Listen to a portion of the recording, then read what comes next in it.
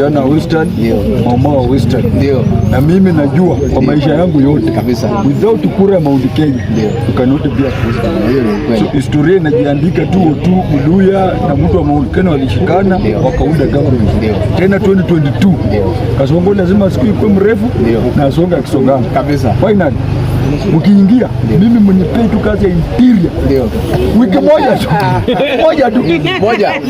wiki moja tu kuna wale nataka nikabiliana hapa wamenisumbua kwa hii government zao. Alafu huko Sokoni tutaweka prison, utafunga Kasongo teke pesa yetu ya SHA. Sawa, pesa ya nimekubali. Haya, anaitwa Nuru Okanga. Naamini kwamba wengi mnafahamu jamaa huyu. Ni jamaa ambaye mara mingi utampata pale Jacaranda, pale Kayole akizungumza akisema kwamba ni one term, na inaonekana kwamba atakuwa akijiunga na chama hiki ama akimsupport Rigiji. Manake tumeweza kuwaona pamoja na namna mnaviongea, huenda jambo liko si kama Kenado Media ni kufuatilia habari hizi. Kwa hivyo mtazamaji wa Kenado Media, endelea kutufuatilia, manake tutazidi kukupa habari namna tu zinavyochipuka. Lakini cha muhimu ni kusubscribe, kucomment, kulike na kushare kwa watu wengi zaidi.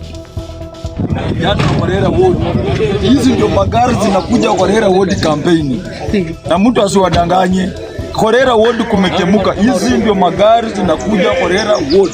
Hii ni Rigathi Gachagua, party leader wa DCP mwenyewe amejitolea.